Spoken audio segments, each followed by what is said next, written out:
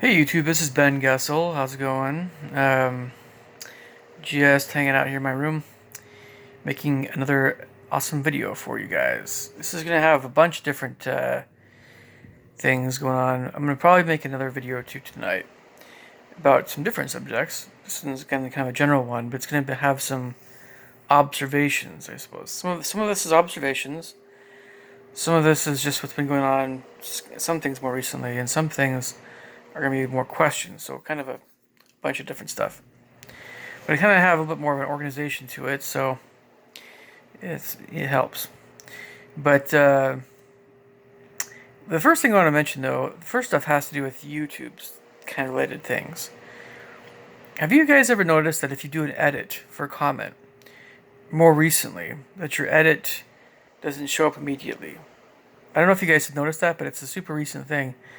And they just, maybe YouTube will fix that bug shortly, but who knows? It's a little bit annoying, but I've noticed that. YouTube still doesn't let you prioritize or categorize your subscriptions.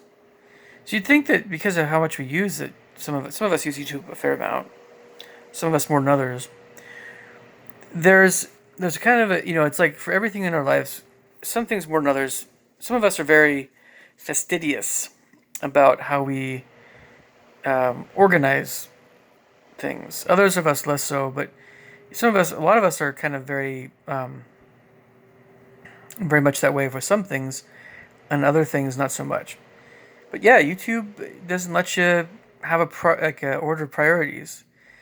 For if you have the more subscriptions you have, once again, the more subscriptions you have, the more it really would help to have a priority. Prioritize your favorites, the ones you go to more over the. And it's something where it's great if you're able to give some thought to it and actually, thoughtfully consider if you have a bunch of different channels you subscribe to, which ones you like to see more often, or if it's not necessarily something like that, it's more if you're in the mood for something, it'd be great if you just had different categories for YouTube channels so that you could say, oh, I want to see this or that, something funny or something different, whatever it was that you wanted to look into at the moment. So instead of that, you have to wade through all your subscriptions and say, yeah. And again, the more channels you're subscribed to, the more of it can be a bit of a hassle, but it's still much less of a hassle than trying to find something decent on Netflix, which is why I'm still not subscribed, that's why I still don't have Netflix, right? Yeah. Okay. Anyway. Okay. Don't get me wrong, I'm still intrigued by Karate Kid, the YouTube Karate Kid thing, but I'm still not willing to pay money for it, so. At least if that's the only program that they have that I've seen that is worth paying money for every month. They have to have a lot more content than that. Yeah. Okay, so in my opinion, the majority of content, even on my feed, isn't always very interesting. Yeah. Animal videos are great, but they're a tad bit oversaturated now. And that is also kind of the case with a lot of stuff that, there are these YouTube videos that say these sorts of videos are the most popular on YouTube. So people seem to go to these kinds of channels or content the most. So in addition to, I mentioned animal vids, that wasn't really on this list, but it was product reviews people like a lot, as well as anything informational, which I can get more into again. That might be another one of my strong suits that I just haven't got into as much. But I can do a lot. I can spend the rest of my life making YouTube videos just in intellectual regards alone. Anything that has to do with just teaching, explaining content, anything scholarly you learn in college or school or whatever, or something more practical. By the way, there's a second category, the more practical or usable kinds of knowledge. So the trades and the fix it things, that sort of thing. Um, yeah, a lot of people like instructional videos, that sort of thing. Also, comedy, of course, and then prank videos, whatever. It's kind of associated with that. And there's some other things I mentioned, like vlogs, and I do a lot of vlogs, basically. Um, so, okay. But that's something you guys can look into. But the more that people know that these are the sorts of videos that tend to be seen more, the more you're going to just see an just more and more oversaturation of those kinds of videos. And I think it's always great, and I'm going to keep this in mind, what else can we do? What are some things that haven't been done? Now, I myself, I'm not, it's been suggested that I try something like magic or card tricks. It's just not, I don't know, I just don't, I don't know. I'm not very good at that stuff. So that's the only reason why I wouldn't do a video like that, is I'm just not very good at magic tricks, that sort of thing. But I'm going to consider other things as well, to make videos on. Just ask for your patience, is all. But yep, variety is the spice of life, and yeah.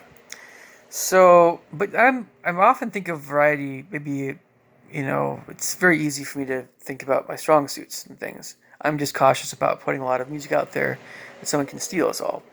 So if you guys are more interested in me sending you music that you pay for, that would be definitely a great option as well.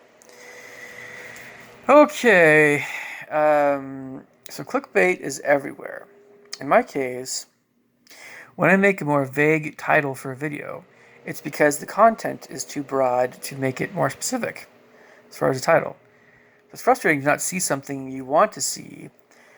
When you click on a video, you're expecting to see something, but if you don't, it can be frustrating, sure. But I often have no idea what people truly want to see. But that's not entirely exactly true. But I'm generally not filming things like demons, riots, supernovas, fights in general, pranks, concerts that don't allow private recordings, etc. At least not at the present time. But of all these things, when you can capture an astronomical event, that's pretty cool.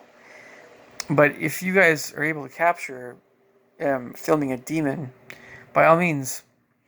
Not that this is something that is an uplifting type of thing, but this is the sort of thing that can draw a lot of attention to videos, of course.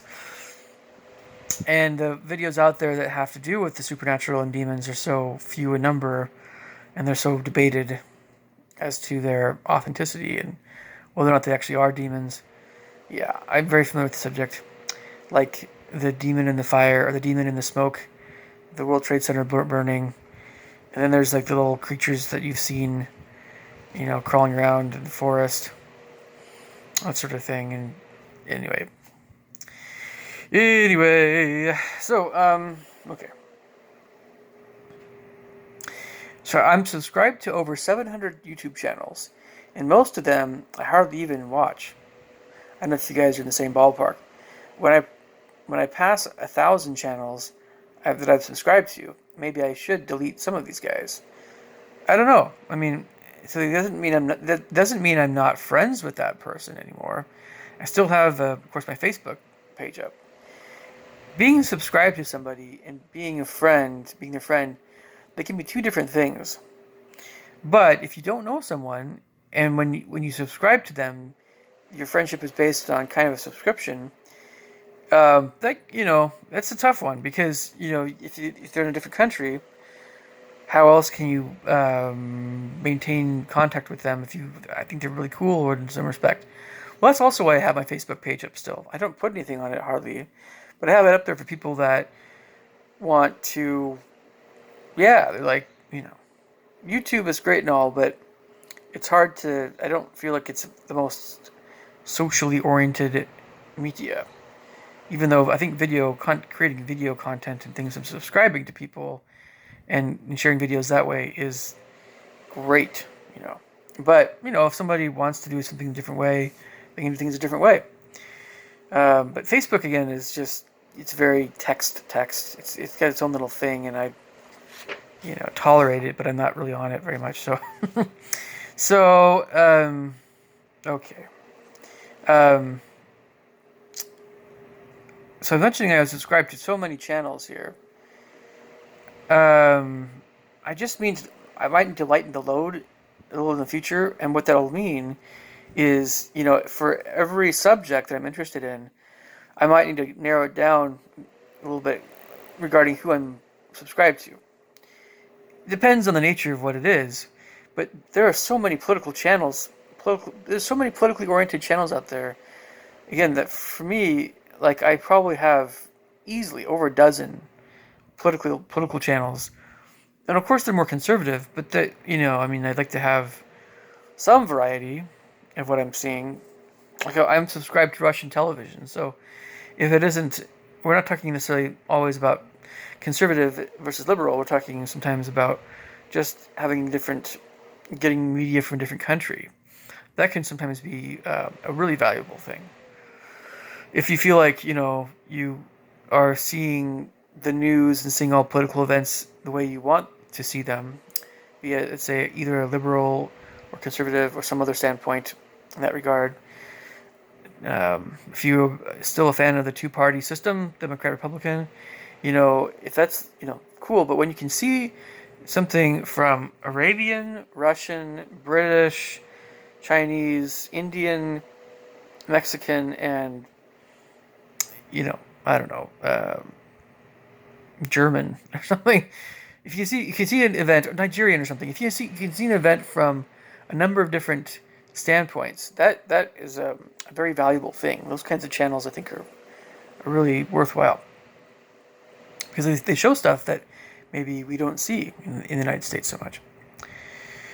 So, okay, the title, Something Big is Coming. You know how many videos I've seen with that heading? It's kind of it's a gimmick. It's a clickbaity thing to do. Something big is coming. Yeah, my right fist in your face if you put that in the title of a video you make. So, you know, like, this issue with clickbait types of things. There's a lot of different kinds of clickbait.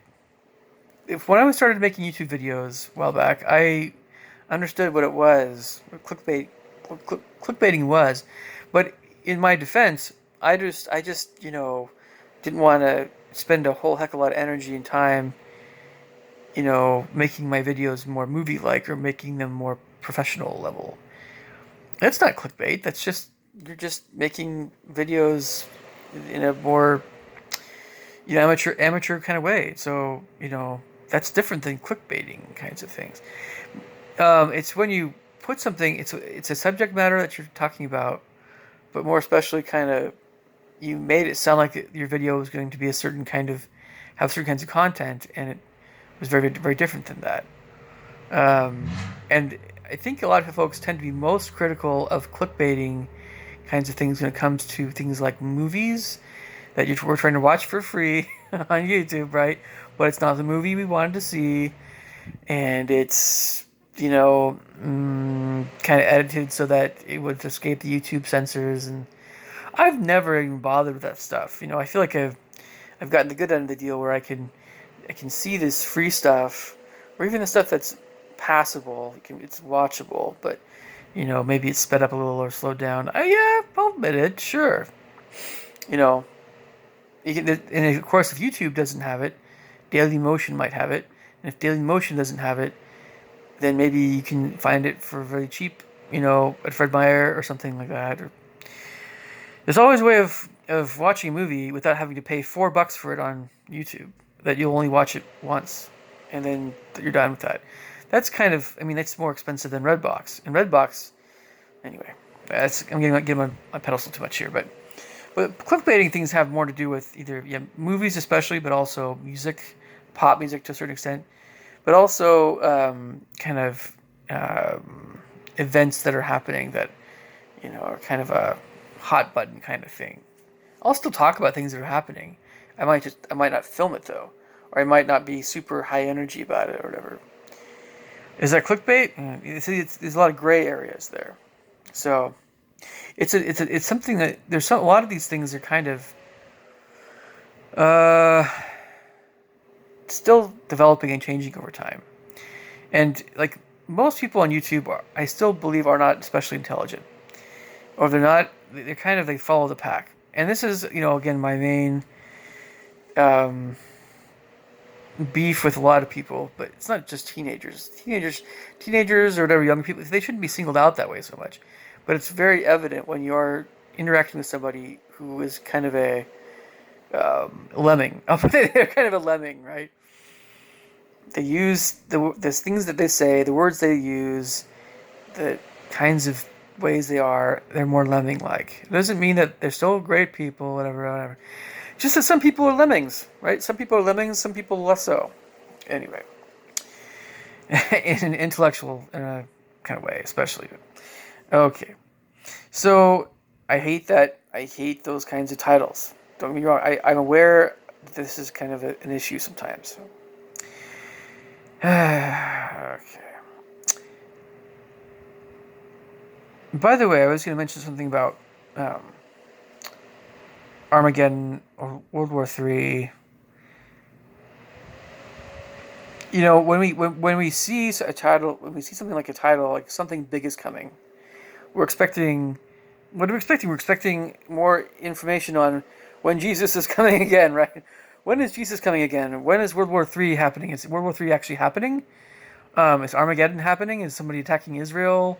But like en masse? Is it like China, Russia, Arabia? Is that actually happening now? And we're no matter how much you review events and like Revelations, that sort of thing, there's so many things that are attributed to the events that are happening in the last days. So many things to keep track of that it can, when we hear of something happening, it's so easy to leap to the, oh my gosh, it's actually happening, right? And so so some people are aware of this. That's what I mean by clickbait. When it just becomes some dumb CNN thing or something. It's like, what the heck did I watch this for? Like 5 minutes into it, you're expecting something big, right? And what's big for one person, let's just face it though. Nothing is quite as big as Jesus actually coming again. And you'd actually know it's him because when you look in his eyes, he looks into your soul like no other being can. And, yeah. Like, we're not talking about that little village in Russia where everybody just is really happy and like is the guy that used to be I don't know. No. We're talking about the real, really, the real deal where you actually see him coming down from the clouds or something. You hear the angel trumps and that sort of thing. Yeah. And, it's an emotion, it's a feeling you're going to have. It's going to be, and so when you see a YouTube video where it's suggesting that's happening somewhere, you see what I'm saying, right? Okay. And how easy is it for someone just to say something big is coming or something big is happening, and they'll put some picture of something that suggests World War III or Armageddon or the second coming of Christ, and it doesn't have to do that entirely, Yeah. Yeah. Okay. So, I think this is just, this next thing doesn't really have to do with so much the folks on my channel, but maybe I'll just put it this way. There's an expectation that all YouTubers need to be making videos that are as sophisticated in all kinds of. So the equipment is top notch, the editing is top notch. There's kind of expectation that all channels should be this way. Okay, like it's not the way YouTube works right now, but okay, Yeah, it's just that you get some pros and cons with different channels. Some channels have some great qualities, others don't. Others have different qualities, and so I have no expectations for any YouTube channel. I have no expectations for any YouTube channel other than what that channel has already provided and what would likely to continue to provide. So there's a guy, just for example, his name is G. Schultz. I don't know his first name. He makes MRE videos, occasionally other kinds of things, but he reviews MREs. So he has his recording. He has his camera that he puts at a certain angle so that it can record exactly what he's doing, and he unboxes MRE things and lays it all out there. He makes it all there. Sometimes he has some edits where he has to fast forward. Usually it's not. That's kept to a minimum, really. But you see him, make everything and kind of sample everything. Sometimes he'll have a bit more of something, but they're great, and they don't have any background music. I think background music only works for certain kinds of videos, and I just think, why? I'm a composer myself. I understand this whole thing. It doesn't need to be there. It doesn't need to be there, right? Sometimes I think, I like the idea of just having peace and quiet when you're talking. Don't you think? Having the fan in the background might be relaxing for you guys. There's another gentleman I know, his name is Joel Wendt. He has put out some stuff about, he calls it becoming a wizard, but really it's just kind of more about philosophy and, yeah. It's not really, he touches on, I guess you could call it magic, but it's not, I don't know. It's more about the philosophy kinds of things than it is about spells and stuff. Yeah. But like he doesn't have any background music. It's not he did be able to see be able to have. And they're good videos. Anyway, I mentioned something else here. It probably doesn't need to be mentioned, but when a certain kind of I mentioned this probably in a previous video, maybe. But you have some kinds of folks out there that will try to get increased traffic to their channel. Okay. You know who I'm talking about. It's a certain kind, okay. Of the female variety, I might as well come out and say it. The female variety, they will be immodest. And they'll be, yeah. They're going to try to get more views because of their immodesty. What kind of YouTuber is that? Well, it's not the kind of YouTuber that you really think you should. I just have no respect for those kinds of folks because I know what they're doing. It's really like everyone. I don't know. I mean, like yeah. I guess I'll just put it that way. I'm just gonna put it that way. It's tasteless. It's tasteless. Even the ladies at the Renaissance fairs that wear the low cut stuff.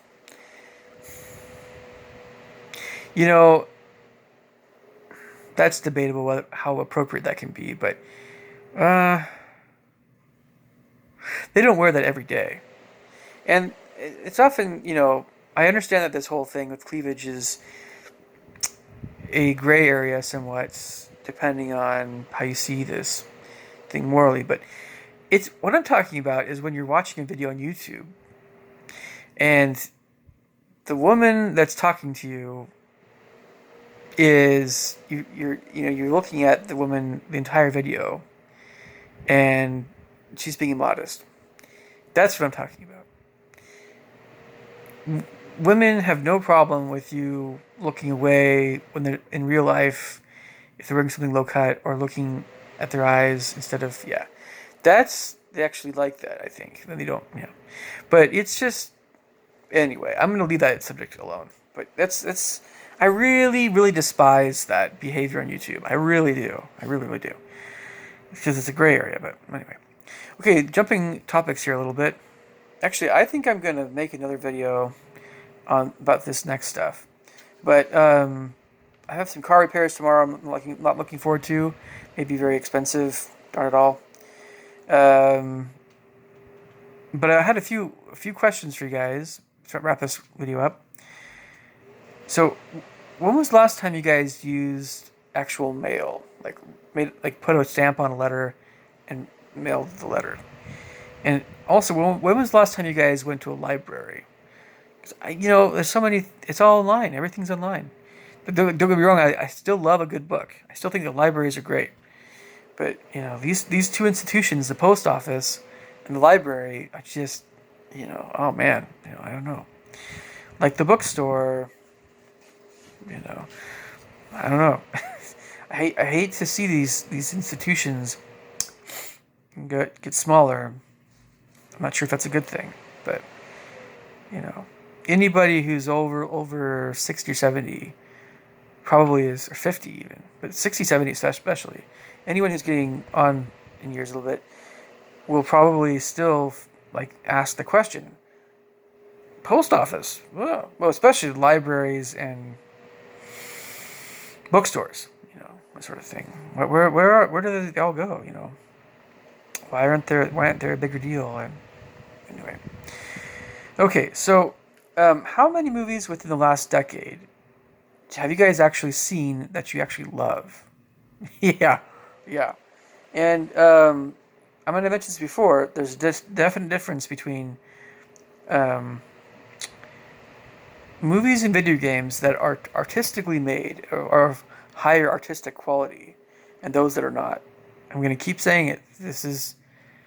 It's very evident to me which ones are well thought out, or which ones have content that is, yeah, uh, more worthwhile, and those that no.